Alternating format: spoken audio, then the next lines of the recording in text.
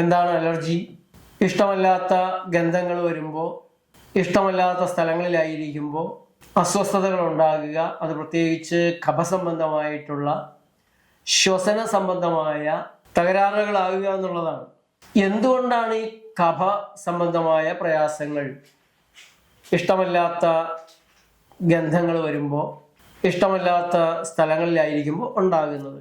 അപ്പോൾ നമ്മുടെ ശരീരത്തിൻ്റെ പ്രവർത്തനം നമ്മളൊന്ന് ചെറുതായി മനസ്സിലാക്കണം. നമ്മൾ കഴിക്കുന്ന ഭക്ഷണപാനീയങ്ങളെ തിരിച്ചറിയണം. അതിൽ ശരീരത്തെ കൃത്യമായി പ്രവർത്തിക്കാൻ സമ്മതിക്കുന്ന ഭക്ഷണ സാധനങ്ങളുണ്ട്, പാനീയങ്ങളുണ്ട്. ശരീരത്തിൻ്റെ പ്രവർത്തനങ്ങളിൽ താളപ്പിഴയുണ്ടാക്കുന്ന ഭക്ഷണ സാധനങ്ങളുണ്ട്. പല രീതിയിലുള്ള ഭക്ഷണ സാധനങ്ങളാണ് നമുക്കുള്ളത്. 50 കൊല്ലം മുമ്പ് ഈ ഭൂമിയിൽ ജീവിച്ചിരുന്ന മനുഷ്യർ കഴിച്ചിരുന്ന ആഹാരമല്ല നമ്മളിന്ന് കഴിക്കുന്നത്. 100 കൊല്ലം മുമ്പ് ഈ ഭൂമിയിൽ ജീവിച്ചിരുന്ന മനുഷ്യർ കഴിച്ചിരുന്ന ആഹാരം എന്താണ്? 200 കൊല്ലം മുമ്പ് ജീവിച്ചിരുന്നവരോ, 500 കൊല്ലങ്ങൾക്ക് മുമ്പ് ജീവിച്ചിരുന്നവരോ, ആ മനുഷ്യരുടെ ആഹാര രീതികളിൽ അവരുടെ ആരോഗ്യം എങ്ങനെയായിരുന്നു, അവരുടെ രോഗങ്ങൾ എന്തൊക്കെയായിരുന്നു? അപ്പൊ ഇന്ന് ശാസ്ത്രം ഇങ്ങനെ കണ്ടുപിടിക്കുകയാണ്. ബാക്ടീരിയകളെ കണ്ടുപിടിക്കുന്നു, വൈറസിനെ കണ്ടുപിടിക്കുന്നു, പലതും അവർ കണ്ടുപിടിക്കുന്നുണ്ട്. പുതിയ മരുന്നുകൾ കണ്ടുപിടിക്കുന്നു. ഈ കണ്ടുപിടുത്തങ്ങളും ഈ പുതിയ മരുന്നുകളും കണ്ടുപിടിക്കാതിരുന്ന ഒരു കാലഘട്ടത്തിൽ മനുഷ്യൻ ഇതുപോലെ രോഗിയായിരുന്നില്ല, ഇതുപോലെ ഗതികേടുകൾ അവനുണ്ടായിരുന്നില്ല. അവൻ ആയുർദൈർഘ്യം കൂടുതലായിരുന്നു എന്നും അല്ല കുറവായിരുന്നു എന്നും വാദങ്ങളുണ്ട്.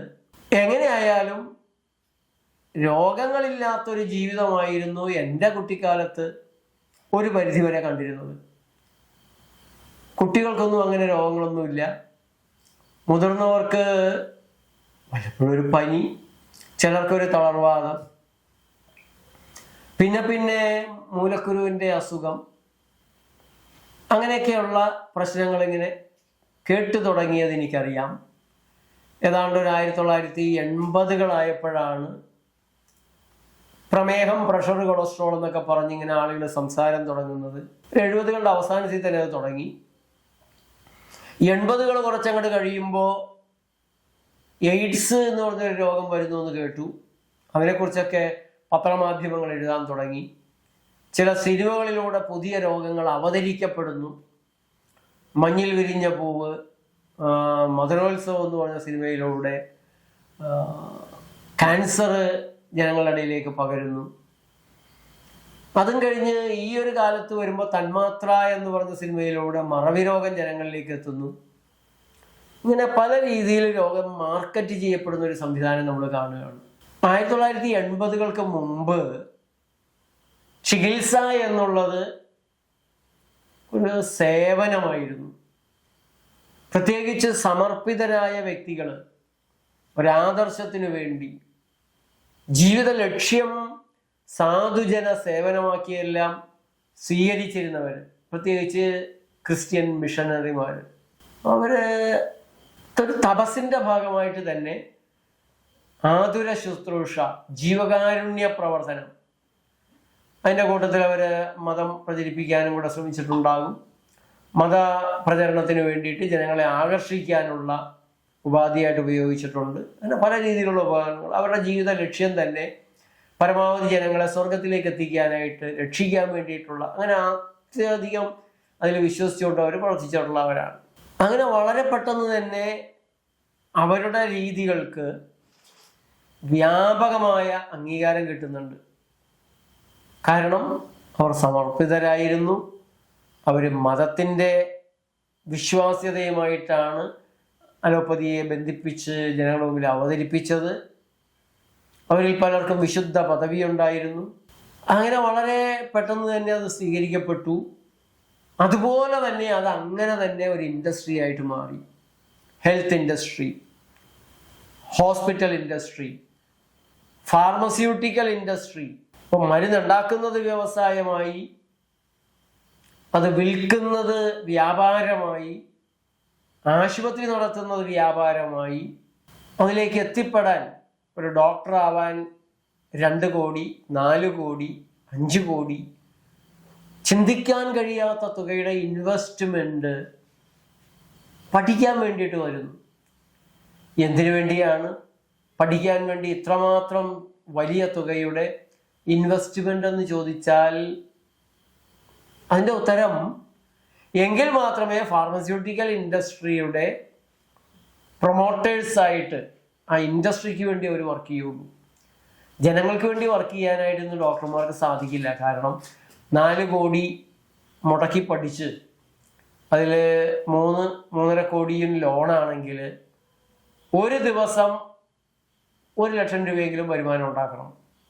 എങ്കിൽ മാത്രമേ പിടിച്ചു നിൽക്കാൻ പറ്റുള്ളൂ, ലോൺ അടച്ചു തീർക്കാൻ സാധിക്കുകയുള്ളൂ. അപ്പം അങ്ങനെ ഒരു മുനമ്പിൽ കൊണ്ടുപോയി ആരോഗ്യ രംഗത്തുള്ള പ്രധാനപ്പെട്ട പ്രവർത്തകരെ, ഡോക്ടർമാരെ, ആശുപത്രി നടത്തുന്നവരെ കൊണ്ടുപോയി എത്തിക്കാൻ, അത് മരുന്ന് കമ്പനികളുടെ ഇതിൻ്റെ ബിസിനസ്സിൻ്റെ മേഖലയിൽ യഥാർത്ഥത്തിൽ ലാഭം കൊയ്യുന്നവരുടെ ഒരു ആവശ്യം കൂടിയായിരുന്നു. അപ്പം അങ്ങനെ ഇതൊരു ഇൻഡസ്ട്രി ആയി കഴിഞ്ഞപ്പോൾ ഒരു വ്യവസായത്തിന് വേണ്ടത് എന്താണ്? കച്ചവടത്തിന് വേണ്ടത് എന്താണ്? അവർക്ക് കസ്റ്റമേഴ്സിന് ആവശ്യമാണ്, കൺസ്യൂമേഴ്സിന് ആവശ്യമാണ്. ഓരോ ഇൻഡസ്ട്രിയും അവരുടെ ഉൽപ്പന്നത്തിൻ്റെ മാർക്കറ്റ് അവർ തന്നെ ക്രിയേറ്റ് ചെയ്യുന്നു പരസ്യങ്ങളിലൂടെ, അല്ലെങ്കിൽ സാഹചര്യങ്ങൾ മാറ്റിമറിച്ചുകൊണ്ട് അവർ അത് ഉണ്ടാക്കിയെടുക്കുകയാണ് ചെയ്യുന്നത്. ഇപ്പോൾ hospital industry, pharmaceutical industry, health industry, അവർക്ക് മാർക്കറ്റ് കണ്ടുപിടിക്കണമെങ്കിൽ ജനങ്ങളുടെ ആരോഗ്യം തകരണം. ജനങ്ങളുടെ ആരോഗ്യം തകരുന്നിടത്ത് മാത്രമാണ് അവരുടെ മാർക്കറ്റ് ആരംഭിക്കുന്നത്. അതുകൊണ്ട് അവർ ജനങ്ങളുടെ ആരോഗ്യം തകർക്കാൻ വേണ്ടിയിട്ടുള്ള ശ്രമങ്ങളിലേക്ക് ഏർപ്പെട്ടു. അതിന് അവർ മിഠായി, ചോക്ലേറ്റ്, ബിസ്ക്കറ്റ്, ചായ, കാപ്പി, ചാരായം, brandy, whisky, gin, wine, vodka, ഇതിനെല്ലാം വലിയ മാസ് പ്രൊഡക്ഷനിലേക്ക് എത്തിച്ചു. മാസ് ഡിസ്ട്രിബ്യൂഷൻ അതിനുണ്ടാക്കി. അത് പിന്നെ ബാക്കി ഹോസ്പിറ്റൽ ഇൻഡസ്ട്രിയുടെ കാര്യങ്ങളെ മുന്നോട്ട് നയിക്കുന്ന രീതിയിലേക്ക് കൊണ്ടുവന്നു. അപ്പോൾ ഇന്ന് നാം കാണുന്ന ഒരു ആരോഗ്യ സംവിധാനം അടിമുടി വ്യവസായവൽക്കരിക്കപ്പെട്ടതാണ്, കച്ചവടവൽക്കരിക്കപ്പെട്ടതാണ്. അതിൻ്റെ ഇരകളായിട്ട്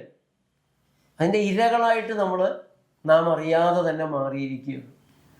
നമ്മൾ വിശ്വസിക്കുന്നത് ഇത് പണ്ടത്തെ സേവനമാണ്, ജീവകാരുണ്യ പ്രവർത്തനമാണ്, സർക്കാർ നമ്മളോടൊപ്പം ഉണ്ട്, അവരിതെല്ലാം പരിശോധിക്കുകയും നിയന്ത്രിക്കുകയും ചെയ്തുകൊണ്ടിരിക്കുന്നുണ്ട്. ആ ഒരു വിശ്വാസത്തിൻ്റെ തലത്തിൽ നിന്നുകൊണ്ടാണ് നമ്മൾ ആരോഗ്യരംഗത്തെ, ചികിത്സാരംഗത്തെ കാണുന്നത്. ആരോഗ്യരംഗം, ചികിത്സാരംഗം അടിമുടി മാറിപ്പോയെന്നും അത് നമ്മളെ സേവനം ചെയ്ത് സംരക്ഷിക്കേണ്ട സേവനത്തിൻ്റെ ആവശ്യക്കാരനായിട്ടല്ല, മറിച്ച് പരമാവധി ലാഭമുണ്ടാക്കേണ്ട ഇരകളായിട്ടാണ്. ആ രീതിയിലേക്കുള്ളൊരു മാറ്റം എന്ന് പറയുന്നത് ചെറിയൊരു മാറ്റമൊന്നുമല്ല.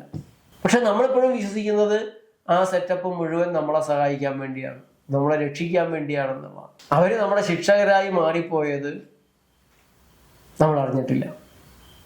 അപ്പം ഇങ്ങനൊരു തലത്തിൽ നിന്നാണ് നമ്മുടെ വയറ്റിലേക്ക് ചെന്ന് കഴിഞ്ഞാൽ സുഖം തരുന്നതിന് പകരം, നന്മ തരുന്നതിന് പകരം, ആരോഗ്യം തരുന്നതിന് പകരം രോഗകാരണങ്ങളെ ഉണ്ടാക്കുന്ന ആഹാര സാധനങ്ങളിലേക്ക് നമ്മൾ വീണുപോയത്. ഒരൊറ്റ ഉദാഹരണം എടുക്കാം, കൊക്കോകോള. ആഹാരത്തിൻ്റെതായ യാതൊരു ഗുണവുമില്ലാത്ത, പോഷകമൂല്യം, ആഹാരമൂല്യം തികച്ചും നെഗറ്റീവായിരിക്കുന്ന ഒരു സാധനമാണ് കൊക്കോകോള. ഇതെങ്ങനെയാണ് ഒരു പാനീയമായി മാറിയത്? എങ്ങനെയാണ് ഫാഷനായി മാറിയത്? യുവാക്കളുടെ ഹരമായ മേഖലകളിലെല്ലാം കൊക്കോകോളയുടെ പരസ്യങ്ങൾ, പ്രത്യേകിച്ച് ക്രിക്കറ്റിൻ്റെ ടീം ലീഡേഴ്സ്, അവരിടുന്ന ജേഴ്സി, അവർ സംസാരിക്കുമ്പോൾ ഉപയോഗിക്കുന്ന വാക്കുകൾ, അവർ കൊണ്ടു നടക്കുന്ന പാനീയം, അവർ പ്രൊമോട്ട് ചെയ്യുന്ന പാനീയം, ഇങ്ങനെയെല്ലാം ജനങ്ങളുടെ ആരോഗ്യത്തെ തകർക്കുന്ന ഓരോരോ സാധനങ്ങൾ ഇവർ തന്നെ ഉണ്ടാക്കാൻ ഫാർമസ്യൂട്ടിക്കൽ കമ്പനികൾ തന്നെ ഉണ്ടാക്കി. അത് വേറൊരു ലാഭം.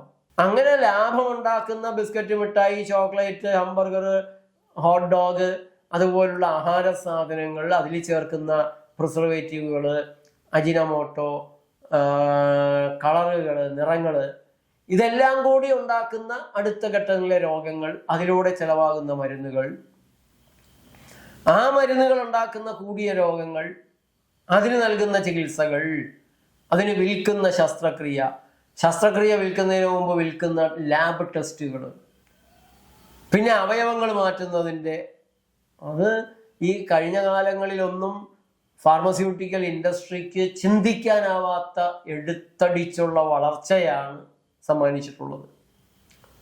അപ്പോൾ അങ്ങനെ ശതഗുണീഭവിച്ച് വളർന്നിരിക്കുന്ന അതിഭീകരമായ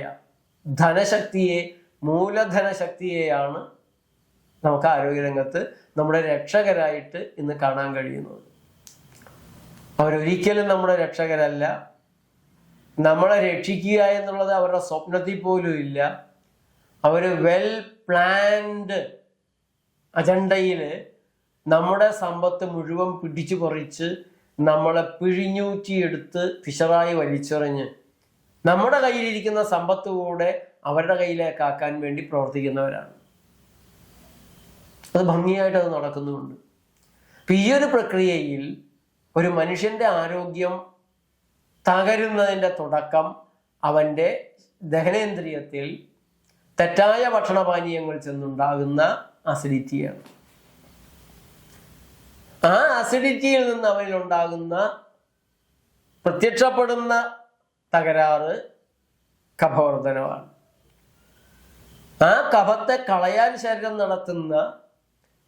ശരീരത്തിന് ചെയ്യേണ്ടതില്ലാത്ത ഒരു ജോലിയാണ് കഫത്തെ മൂക്കിലൂടെ കളയുക, വായിലൂടെ കളയുക എന്നുള്ളത്. ഈ രണ്ട് അവയവത്തിൻ്റെയും പ്രവർത്തനം ഇതല്ല. മൂക്കിൻ്റെ പ്രവർത്തനം വായു എടുക്കാൻ വേണ്ടിയിട്ടും പുറത്തേക്ക് വിടാൻ വേണ്ടിയിട്ടുമാണ്. അതല്ലാതെ മൂക്ക് ചീറ്റി ഈ അധികമായി ശരീരത്തിലുണ്ടാകുന്ന അഴുക്കിനെ കളയേണ്ട ഗതികേട് ഒരു ആധുനിക ഗതികേടാണ്. പ്രാകൃതനായ മനുഷ്യൻ്റെ അല്ലെങ്കിൽ പണ്ടത്തെ മനുഷ്യന് ഇങ്ങനെ ഒരു ഗതികേട് ഉണ്ടായിരുന്നില്ല. അവന് സ്വാഭാവികമായ പഴങ്ങളും പച്ചക്കറികളും നല്ല ഭക്ഷണം ഉണ്ടായിരുന്നു. അവൻ വിശക്കുമ്പോൾ മാത്രമാണ് ആഹാരം കഴിച്ചിരുന്നത്. ആ ഭക്ഷണ സാധനങ്ങൾ അവൻ്റെ ദഹനേന്ദ്രിയത്തിന് ചേരുന്നതായിരുന്നു. ഒരു തകരാറും ഉണ്ടാക്കിയിരുന്നില്ല. പക്ഷേ ആഹാരത്തിൻ്റെ താളം മാറിയപ്പോൾ, അത് കച്ചവടക്കാരൻ്റെ കയ്യിലായപ്പോൾ, ആ കച്ചവടക്കാരൻ ആരോഗ്യം തകരുന്നതിൻ്റെ ലാഭം കണക്ക് കൂട്ടി കൂടുതൽ ആരോഗ്യം തകർന്നാൽ കൂടുതൽ വരുമാനം ഉണ്ടാകുന്ന ചികിത്സകൾ വിൽക്കാൻ കഴിയുന്ന രീതിയിൽ അധപ്പതിച്ചപ്പോൾ അല്ലെങ്കിൽ പുരോഗമിച്ചപ്പോൾ നമ്മൾ ഇന്നത്തെ അവസ്ഥയിലേക്ക് എത്തി. ആദ്യം നമുക്ക് അസിഡിറ്റി, ദഹനക്കേട്, ഗ്യാസ് ട്രബിള്, മലബന്ധം, കഫക്കെട്ട്, ആ കഫത്തെ കളയാൻ ജലദോഷം, അതിനെ നിർത്താനുള്ള മരുന്ന്. ഗുരുതരമായ ക്രിമിനൽ കുറ്റമാണ് അവർ ഈ മനുഷ്യവംശത്തോട് ചെയ്തത്. ആന്റിബയോട്ടിക്കുകൾ അവരുടെ ശാസ്ത്രജ്ഞന്മാർ ലാബുകളിലൂടെ കണ്ടുപിടിച്ചു എന്ന് പറഞ്ഞ് നമ്മളെ വിശ്വസിപ്പിച്ചു. അണുക്കള്, കഫത്തിൽ അണു, രക്തത്തിൽ അണുക്കള്, അതിനെ കൊല്ലാൻ വേണ്ടിയിട്ട് അവർ മരുന്ന് തന്നു. ഇപ്പോഴാണ് പറയുന്നത് ഈ അണുക്കളെ ഒന്നും കൊല്ലാൻ പാടില്ലായിരുന്നു, അണുക്കളൊക്കെ ശരീരത്തിന് ആവശ്യമായിരുന്നു, കൊന്നു ശരീരം തന്നെയാണ് ദുർബലമായത്. ഇപ്പൊ അണുക്കളെ റെസിസ്റ്റ് ചെയ്യുന്ന ബാക്ടീരിയകളെ കുറിച്ചുള്ള പേടിയിലാണ് ലോകം. ഇത്രയും കാലം നമ്മളെ ചതിച്ചു എന്നുള്ളത് വ്യക്തമാണ്. അപ്പൊ ഇതിനെല്ലാം തന്ന മരുന്നുകൾ, അല്ലെങ്കിൽ ഈ സമയത്ത് ശരീരം ചൂടുകൂട്ടി കഫം കളയാൻ വേണ്ടിയിട്ടുള്ള പനി ഉണ്ടാക്കുന്നു. ആ പനിയെ വീണ്ടും മരുന്ന് ചെയ്ത് തന്നെ അടിച്ചമർത്തുന്നു. അതിനുള്ള മരുന്നുകളെല്ലാം തന്നെ കരളിന് കേടുവരുത്തുന്നതാണ്. പാരാസ്റ്റമോൾ തുടങ്ങിയിട്ടുള്ള എല്ലാ മരുന്നുകളും കരളിന് കേടുവരുത്തുന്നതാണ്, പ്രമേഹം ഉണ്ടാക്കുന്നതാണ്, BP കൂട്ടുന്നതാണ്, ശരീരത്തിൻ്റെ സ്വാഭാവികമായ സെല്ലുലാർ വർക്കുകൾ, പ്രോസസ്സുകളെല്ലാം താളം തെറ്റിക്കുന്നതാണ്. അപ്പോൾ ബാക്കിയുള്ള രോഗങ്ങൾ പുറകെ ഉണ്ടായത് എങ്ങനെയാണ്, ആ രോഗങ്ങൾക്ക് കഴിക്കുന്ന മരുന്നുകൾ എങ്ങനെയാണ്, അവയവങ്ങൾ തറക്കുന്നതെന്ന് ഞാൻ മലയാളിയോട് പറയേണ്ട ആവശ്യമില്ല. പ്രമേഹത്തിന് കഴിക്കുന്ന മരുന്നുകൾ, പ്രഷറിന് കഴിക്കുന്ന മരുന്നുകൾ, ഹൃദ്രോഗ മരുന്നുകൾ, സ്ട്രോക്കിൻ്റെ മരുന്നുകൾ, കൊളസ്ട്രോൾ മരുന്നുകൾ എല്ലാം കൂടെ ചേർന്ന് കരളും കിഡ്നിയും തകർക്കുന്നത് ഇന്ന് മലയാളി തിരിച്ചറിഞ്ഞു കഴിഞ്ഞു. മലയാളി അത് തിരിച്ചറിഞ്ഞിരുന്നില്ല. മലയാളിയുടെ വിചാരം ഇതൊക്കെ കാലം മാറിയപ്പോൾ ഓരോ അണുക്കൾ കൊണ്ടുവരുന്ന രോഗങ്ങളാണെന്നായിരുന്നു. പ്രധാനമായിട്ട് വർമാജിയിൽ നിന്ന് തുടങ്ങി നമ്മൾ നടത്തിയിട്ടുള്ള വ്യാപകമായൊരു പ്രചരണത്തിൽ നിന്നാണ് നമ്മുടെ ആരോഗ്യത്തെ നശിപ്പിച്ച് വൻപൻ രോഗങ്ങൾ നൽകുന്നത് ഇംഗ്ലീഷ് മരുന്നുകളാണ് എന്നൊരു ധാരണ, ഒരു സന്ദേഹം ഇന്ന് ജനങ്ങൾക്ക് ഉണ്ടായിട്ടുള്ളത്. ഈ അലർജി എന്ന് പറയുന്ന ഒരു പ്രയാസം, കഫക്കെട്ട് എന്ന് പറയുന്ന ഒരു പ്രയാസം, ജലദോഷം എന്ന് പറയുന്നത് അതിന് ആധാരമായിരിക്കുന്ന ദഹന പ്രക്രിയയുടെ ശരിയല്ലായ്മ, അജീർണം, ഗ്യാസ് ട്രബിള്, മലബന്ധം, അസിഡിറ്റി, ഇതിനുള്ള പരിഹാരം ഒന്നേ ഉള്ളൂ. വയറിന് ചേരുന്ന, ദഹനം സാധ്യമാകുന്ന തരത്തിലുള്ള ഭക്ഷണപാനീയങ്ങൾ കഴിക്കുക, അല്ലാത്ത ഭക്ഷണ സാധനങ്ങൾ കഴിക്കാതിരിക്കുക. അപ്പൊ നിലവിലെ ഈ പ്രയാസങ്ങൾ അഭിമുഖീകരിക്കുന്നവര് വേവിക്കാത്ത ഭക്ഷണം മാത്രം കഴിച്ചുകൊണ്ട് 2 ആഴ്ച, 1 മാസം ആ ശരീരത്തിന്റെ അവസ്ഥ അനുസരിച്ച് വേവിക്കാത്ത ഭക്ഷണത്തിലേക്ക് വരണം. നന്നായി വെള്ളം കുടിച്ച് കഴിയുമെങ്കിൽ ഉപവാസം എടുക്കുമ്പോൾ 2-3 ദിവസമൊക്കെ നല്ല പ്രയാസം ഉണ്ടാവും അസിഡിറ്റി കൂടിയ ആളുകൾക്ക്. അതെല്ലാം വെള്ളം കുടിച്ചുകൊണ്ട് 2-3 ദിവസം ഒന്ന് സഹിച്ച്, ഛർദ്ദിച്ചു പോകാനായിട്ടുണ്ടെങ്കിൽ ഛർദ്ദിച്ചു പോകാൻ സമ്മതിച്ച് ആ രീതിയിലുള്ള ഒരു പ്രകൃതി രീതികൾ ചെയ്യുകയാണെങ്കിൽ അത് തന്നെ മാറിക്കോളും. ഇതാണ് അസിഡിറ്റിയുമായി ബന്ധപ്പെട്ട കാര്യങ്ങൾക്ക് പറയാനുള്ളത്.